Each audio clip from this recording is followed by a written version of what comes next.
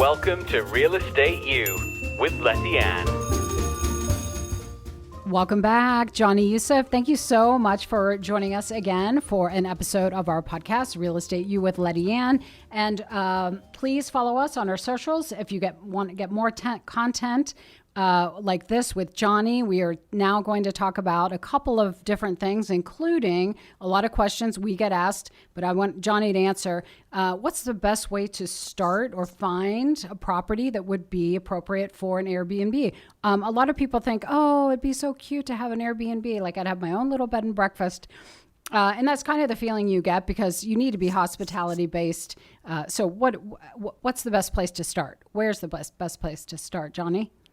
Yeah, thank you for having me, and excited to talk about this because I've learned a lot about it. So one big thing with Airbnbs is I tell people, be careful not to be emotionally too involved, because if you do that, you can, as a realtor, you can have people buying the wrong house because they emotionally got, too into the kitchen cabinets that they're not looking at numbers and not seeing it as a bad investment or not the best fit for them. So same with Airbnbs, it's really important to kind of do the math. Yes, follow your gut and your feelings do matter, because if you go into a place and you think it's ugly and the layout is not pleasing, guests are going to think the same, but it's also very important to actually look at numbers, look at locations.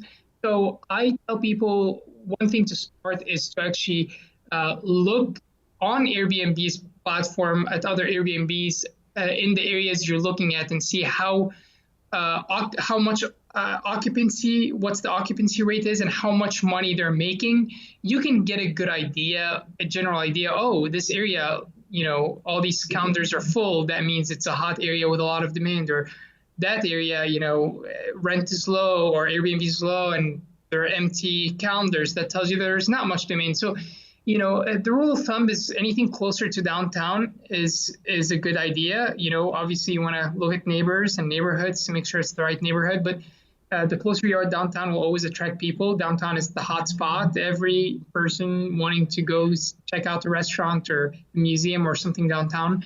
Around universities, that can be really lucrative because you'll have a lot of parents throughout the year visiting their children, or events in the university, or concerts, shows, or games.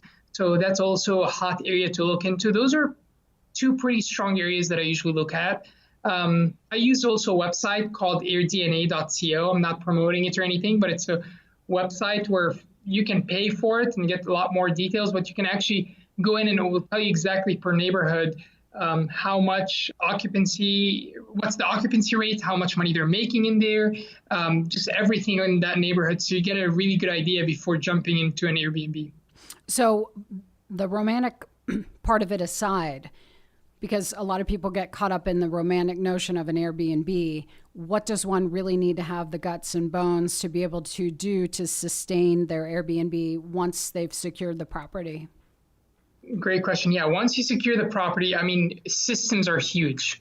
If you don't have systems in place, you're always going to be scrambling. You're always going to be like, oh my gosh, there are guests coming in 2 hours and the place is not clean and you're running around. So creating systems, who's doing the cleaning? Is it you or is it someone else? And what happens when that person is sick or out of town? Do you have a backup plan?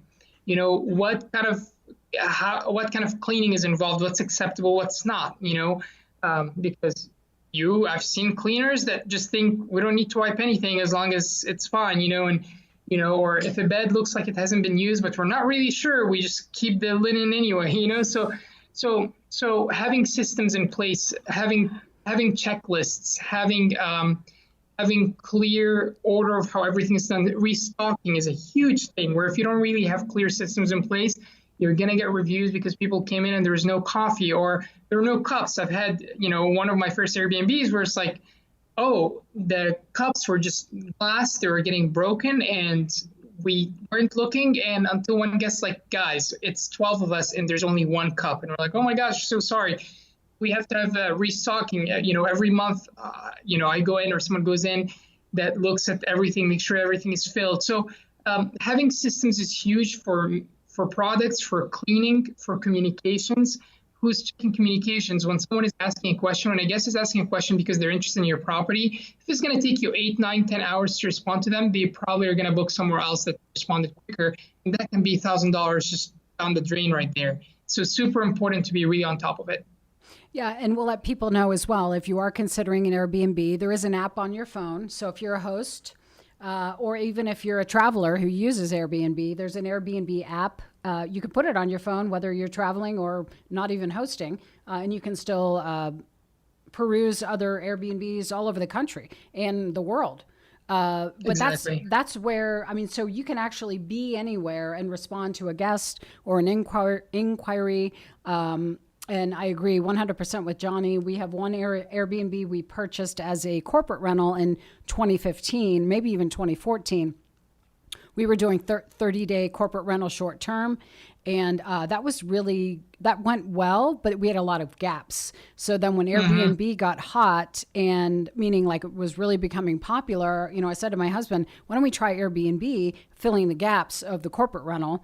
And then we ended up getting far more Airbnb rentals. And I'll tell you, with our first Airbnb, and we have a couple of investment properties, one of which is an Airbnb, we literally spun the wheel and just said, let's just get it and see what happens. And we had a whole house full of extra furniture.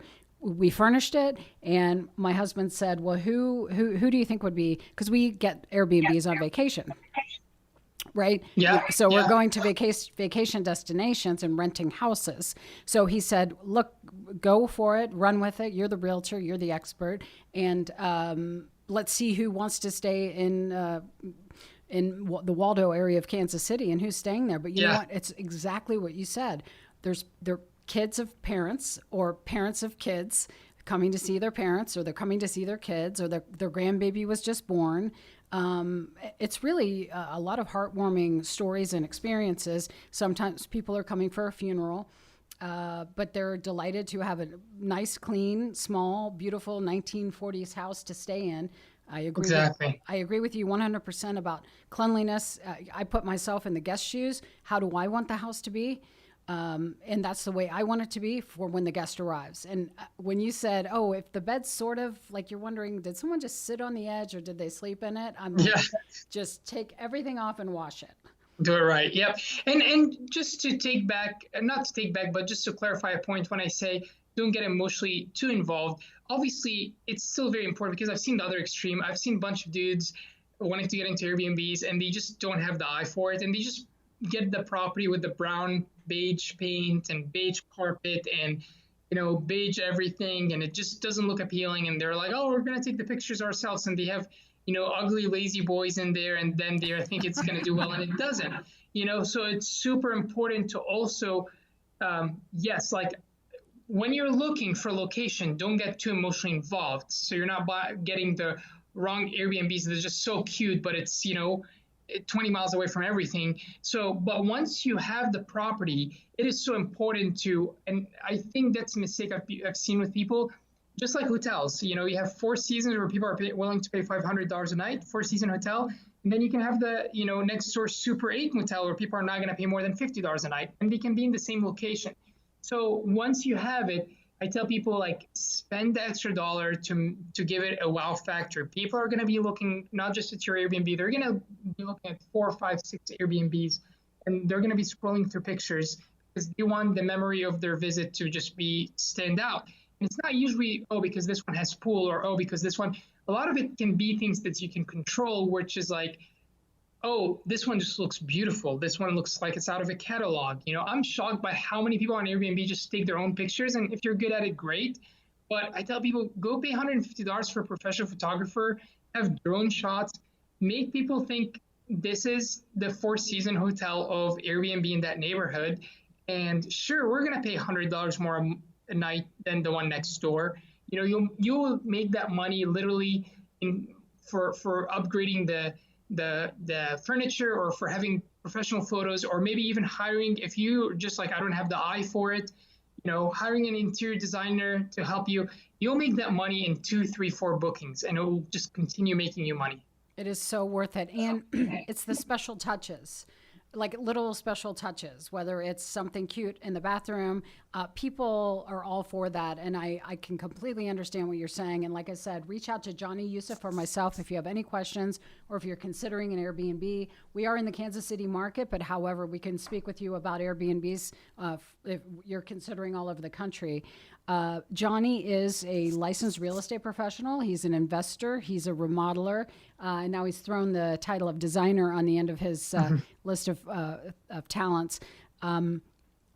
I know that I want to say as well, if you're taking those amazing photos, and let's say you bought your Airbnb 5 years ago and it was looking in fabulous shape and you've got some fabulous photos, make sure your Airbnb still looks the same and it's in the same fabulous condition, because it's going to be used constantly, like someone's living there. So maybe it's time to replace the table, or maybe it's time to get a new sets of dishes. Absolutely. That's actually a trick that, again, I kind of learned in the process the hard way, but I would go into an Airbnb a year later. I'm like, this is not the same one we have in the pictures. And it's sheets that I don't know where they came from, like, or literally like kids' toys in the kids' basket with toys that are like, who are these? And what happens? Or things have moved around. What happens? Guests come and they say, oh, let's move around the dining table into this section. Or, they leave their kids' toys, or they come with extra sheets and towels. But then if we don't have an eye on it and we don't have systems in place, before we know it, these towels that don't match, that look cheap, have been used by a bunch of guests without us even knowing. So it is so important. That's why we have every month, I go into a property and just do a walkthrough. And I actually have it now where I have the original pictures that were taken professionally. I have them in a little booklet, and a cleaner is required. If a cleaner comes in and they're like, we don't know if this was supposed to be here, they can open it and kind of, I worked retail, my first job in high school. So you have all these pictures, or these t-shirts, Hollister Co. I don't ever share that, but yeah, I worked for Hollister in high school, and you have all these pictures, like this shelf needed to have these t-shirts, and that, so it kind of as a reference. So it's so important to have these systems, because literally they're small things, but that will make you stand out. And you don't want someone coming in and thinking, wow, the house looks like, I've had that before where I book a hotel. I'm like, wow, that's a great deal. And then I go in and it's like, oh, it makes sense. It does not look like the pictures. Right. So you don't want people to come in with that, because a lot of guests that I'm having are repeat guests. It's people that loved it and they're not even looking elsewhere. They're going to book the same one next time they're there. And that's the kind of business you want. You want to be thinking long-term, not just quick money right now from a guest who's leaving. So. I know that you like to take, I'll say the word ugly for lack of a better word, ugly houses, and turn them into something spectacular that's marketable or rentable. I know that's one of your passions. Tell us more about where that came from and how that happened. And so go ahead. And how do you do it? Like, do you just have that great eye? That's your designer eye? So the three most profitable properties I've ever owned, and two of them are Airbnbs. Actually, four properties that I owned. They were all the properties that were abandoned for a long time. Investors did not want to touch them, but they were in the right location. But like one of them, for example, was an elderly caregiving facility. The layout of it was just built weird.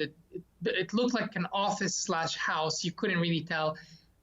Another one was a senior home living, but was just ugly. So they just looked off, and they turned people down because they did not fit the box of a charming home. But if you think outside the box, I was able to envision, but we can do this here and that here, and actually that ugly, weird mid-century house without windows, we can do a few things to make it really look welcoming and unique. So don't bypass. If yes, we learn in real estate, if a property is a really good deal, it would go quickly. So people get scared. Why has this been on the market for 6 months? But sometimes it's because people did not think outside the box. So when you look at properties for Airbnb, or maybe you want to, maybe it's an old barn somewhere and the location may be great for some people, but no one wants to mess with it because it's a little bit outside. Kind of be thinking outside of the box. I love looking at blogs or vlogs of, the person that turned an old church into a beautiful home, or the person that turned an ugly bar into, a residential cool condo loft, so be thinking outside the box, because you'll be surprised of how there are properties like that most people just, just don't even consider them and just kind of swipe through them, that can have a lot of potential. So keep in mind what Johnny had reminded us of too. So if you're considering this, systems and processes are very important. And if you don't want to manage it yourself, because it can be overwhelming, especially, something going wrong in the middle of the night and all of that. So again, if you have any questions for Johnny or myself, don't hesitate to reach out to us. Johnny, if you don't mind me saying, you were born in Cairo, Egypt. And right. then when you were 15, you moved to Virginia. That's right. You went to a college in Virginia. Which school? Yep. Virginia Commonwealth University. Awesome. And Yeah. I know you're back home visiting your family right now, so that's really cool. So you're back in Virginia, but you live here in Kansas City. Yes. What brought I'm just here for a couple of days. Yeah, lucky you, though, to be with your family. So what brought you to Kansas City from Virginia? Yeah, I did an internship in Kansas City, and I was just planning to be there for 6 months, and it was brutal winter of 2009. I just remember thinking, because Virginia is milder, I remember thinking, I'll never live here. This is the worst. It's like, I'll never live here. So cold. It's so icy. It was such a bad winter. And then, I start building friendships, and then I'm like, well, maybe I'll buy a house here. And then I looked, and houses were, 2009 selling for $25,000. No one wants them. So I was like, oh, maybe I'll live here. So I decided to stay for an extra year, buy a house. I thought I'll just have a rental, move back.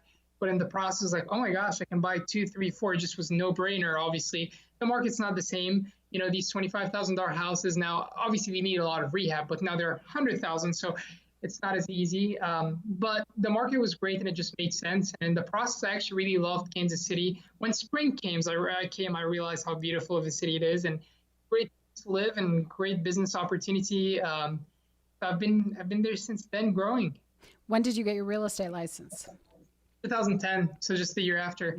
Because I was having a realtor help me with my first purchase. I thought I'll buy a rental, and then I was like getting irritated because I'm like, I want to just go into houses without having to wait and arrange and schedule. And even though the market was hard back then, but when it was a really good deal, it would still go. So I was like, might as well just get the license and teach myself. So I did that, and grew from there. Well, I'm thrilled to have met you. I can't wait to meet you in person when you get back to Kansas City.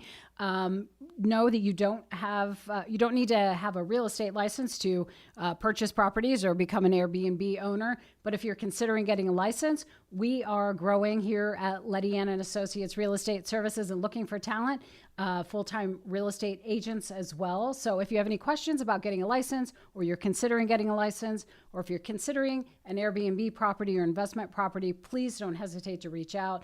And I want to thank Johnny. Johnny, safe travels back home, and enjoy your family, and I'll see you soon. Thank you so much. Perfect. Yeah. Thank you so much, Lillian. Awesome. Thank you.